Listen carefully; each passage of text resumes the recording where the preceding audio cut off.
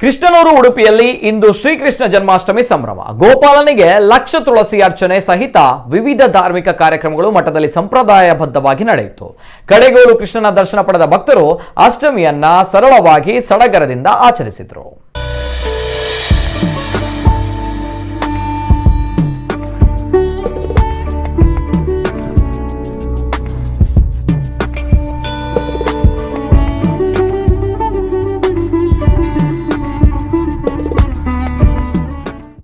ಉಡುಪಿಯ ಕೃಷ್ಣ ಮಠದ ರಥಬೀದಿಯಲ್ಲಿ ಹಬ್ಬದ ವಾತಾವರಣ. ಭಕ್ತರಿಗೆ ಕಡಿಕೊಲ್ಲು ಕೃಷ್ಣನ ಜನ್ಮದಿನದ ಸಂಭ್ರಮ. ಗೋಪಾಲನ ದರ್ಶನ ಮಾಡಬೇಕು ಎನ್ನುವ ತವಕ.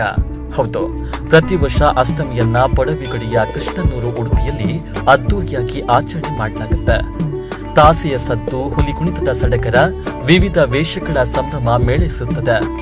ಆದರೆ ಈ ಬಾರಿ ಕೋವಿಡ್ ಕಾರಣದಿಂದ ಅದ್ದೂರಿಯಾಗಿ ಆಚರಣೆ ಇಲ್ಲ. ಬದಲಾಗಿ ಅಷ್ಟಮಿ ಸಂಪ್ರದಾಯಕ್ಕೆ ಚ್ಯುತಿ ಬಾರದಂತೆ ಸರಳ ಜನ್ಮಾಷ್ಟಮಿ ಆಚರಣೆ ನಡೆಯಿತು.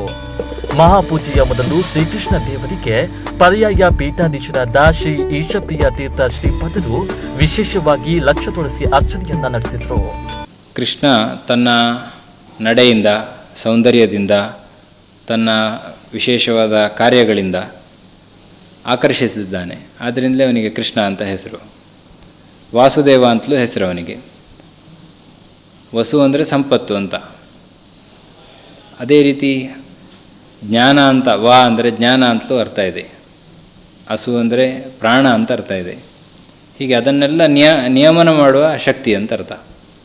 ಹಾಗಾಗಿ ಅಂತಹ ಶಕ್ತಿ ಭಗವದ್ಭಕ್ತರು ಪ್ರಾಮಾಣಿಕತೆಯಿಂದ ಕರೆದಾಗ ಬಂದಿದ್ದಾನೆ, ಅವತಾರ ಮಾಡಿದ್ದಾನೆ. ದೇವಕಿ ಅಂದರೆ ಭಕ್ತಿಯ ಸಂಕೇತ. ವಸುದೇವ ಅಂದರೆ ವಾಸುದೇವನ ತಂದೆ, ಕೃಷ್ಣನ ತಂದೆ. ಅವನು ವೈರಾಗ್ಯದ ಸಂಕೇತ. ಈ ವಿರಕ್ತಿ ಮತ್ತು ಭಕ್ತಿ ಇದ್ದಾಗ ಸಹಜವಾಗಿ ಭಗವಂತನನ್ನು ತಿಳಿಯಬೇಕು ಅನ್ನುವ ಬಯಕೆ ಬರ್ತದೆ. ಆದ್ದರಿಂದ ಜ್ಞಾನ ವೃದ್ಧಿ ಆಗ್ತದೆ. ಹಾಗಾಗಿ ಒಂದಕ್ಕೊಂದು ಪೂರಕ ಇದು. ಭಗವಂತನನ್ನು ತಿಳಿಯಬೇಕು ಅಂತ ಬಯಕೆ ಬಂದಾಗ ಪ್ರಾಪಂಚಿಕ ವಿಷಯದಲ್ಲಿ ವಿರಕ್ತಿ ಮತ್ತು ಭಗವಂತನಲ್ಲಿ ಭಕ್ತಿ. ಸ್ವಲ್ಪ ತಿಳಿದಾಗ ಭಕ್ತಿ ಬರ್ತದೆ, ಮತ್ತಷ್ಟು ತಿಳಿದಾಗ ಮತ್ತಷ್ಟು ಭಕ್ತಿಯಲ್ಲಿ ಉದ್ರೇಕ ಆಗ್ತದೆ. ಹಾಗಾಗಿ ಭಗವಂತನನ್ನು ತಿಳಿಯಬೇಕು ಅಂತಾದರೆ ಯಾವುದು ಮುಖ್ಯ ಸಾಧನ ಅಂತ ಕೇಳಿದರೆ, ಸಾಮಾನ್ಯವಾಗಿ ಹೇಳುವುದಾದರೆ ಶರೀರವೇ ಸಾಧನ. ಈ ಶರೀರದ ಮೂಲಕ ಭಗವಂತನನ್ನು ಉಪಾಸನೆ ಮಾಡಿ ತಿಳಿಯಲಿಕ್ಕೆ ಸಾಧ್ಯ. ಇನ್ನು ಭಕ್ತರಿಗೆ ಬೆಳಗಿನಿಂದಲೇ ಕೃಷ್ಣ ದರ್ಶನಕ್ಕೆ ಅವಕಾಶವನ್ನ ನೀಡಲಾಗಿತ್ತು. ರಾತ್ರಿ 12:17ಕ್ಕೆ ಸರಿಯಾಗಿ ಶ್ರೀಕೃಷ್ಣನಿಗೆ ಅರ್ಘ್ಯ ಪ್ರದಾನ ನಡೆಯಲಿದೆ. ಚಂದ್ರಶಾಲೆ, ಮಧ್ವ ಮಂಟಪ, ಕನಕ ಗೋಪುರ ಬಳಿ ಅರ್ಘ್ಯ ಪ್ರದಾನಕ್ಕೆ ವ್ಯವಸ್ಥೆಯನ್ನ ಮಾಡಲಾಗಿದೆ. ಭಕ್ತರಿಗೆ ವಿತರಣೆ ಮಾಡಲು 40,000 ಅಕ್ಕಿಯ ಚಕ್ಕುಲಿ ಹಾಗೂ 80,000 ವಿವಿಧ ಬಗೆಯ ಉಂಡೆಗಳು ರೆಡಿಯಾಗಿದೆ. ಉಡುಪಿ ಸೇರಿದಂತೆ ನಾಡಿನ ಹಲವು ಕಡೆಗಳಿಂದ ಕೃಷ್ಣ ಭಕ್ತರು ಆಗಮಿಸಿ ಕೃಷ್ಣ ದರ್ಶನವನ್ನ ಪಡೆದು ಪುನೀತರಾದರು.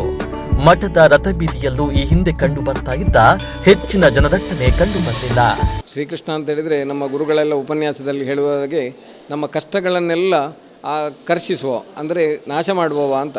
ಅದೇ ರೀತಿಯಲ್ಲಿ ನಮಗೆ ಕೃಷ್ಣ ಅಂತ ಹೇಳಿದರೆ, ದೇವರುಗಳಲ್ಲಿ ಕೃಷ್ಣ ಅಂತ ಹೇಳಿದರೆ ಎಲ್ರಿಗೂ ಪ್ರೀತಿ. ಅಂದರೆ ಕೃಷ್ಣ ಬೆಳೆದು, ಕೃಷ್ಣ ಇಲ್ಲಿ ಅವತರಿಸಿ ಜನಜೀವನದೊಂದಿಗೆ ಇದ್ದು ಅದನ್ನು ಅನುಭವಿಸಿದ ರೀತಿಯನ್ನು ನಾವು ಕಥೆಗಳಲ್ಲಿ, ಪುರಾಣಗಳಲ್ಲಿ ನೋಡಿದರೆ ನಮಗೆ ಮೈ ಜುಮ್ಮೆನ್ತದೆ. ಯಾಕೆಂತೇಳಿದರೆ ರೋಮಾಂಚನ ಆಗ್ತದೆ.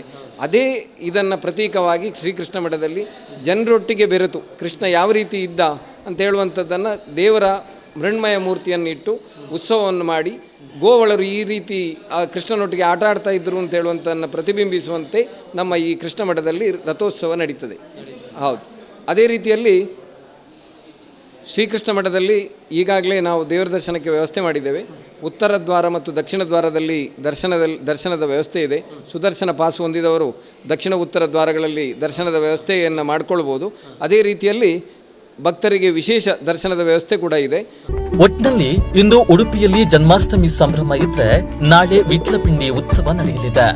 ಗೊಲ್ಲ ವೇಷಧಾರಿಗಳು ಮಡಕೆ ಒಡೆಯುವ ಸಂಪ್ರದಾಯವನ್ನ ಮಾಡಲಿದ್ದಾರೆ. ಶ್ರೀಕೃಷ್ಣನ ಮಣ್ಣಿನ ಮೂರ್ತಿಯನ್ನ ರಥಬೀದಿಯಲ್ಲಿ ಉತ್ಸವ ಮಾಡಲಾಗುತ್ತದೆ. ಈ ಹಿಂದೆ ಇದ್ದ ಸಂಭ್ರಮದ ವಿಟ್ಲಪಿಂಡಿ ಉತ್ಸವ ನಾಳೆ ಕಾಣಲಿಕ್ಕೆ ಸಿಗದಿದ್ರೂ ಸಂಪ್ರದಾಯ ಆಚಾರ ವಿಚಾರಕ್ಕೆ ಯಾವುದೇ ರೀತಿಯ ಅಡೆತಡೆಗಳು ಬಾರದಂತೆ ಉಡುಪಿಯ ಕಡೆಗೋಲು ಕೃಷ್ಣನ ಜನ್ಮಾಷ್ಟಮಿ ಶಾಸ್ತ್ರೋಕ್ತವಾಗಿ ನಡೀತಾ ಇರುವುದು ಭಕ್ತರಲ್ಲಿ ಸಂತಸ ತಂದಿದೆ. ಪ್ರಮೋದ್ ಸುವರ್ಣ ಕಟ್ಪಾಡಿ, ನಮ್ಮ ಕುಡ್ಲ ನ್ಯೂಸ್ 24/7 ಉಡುಪಿ.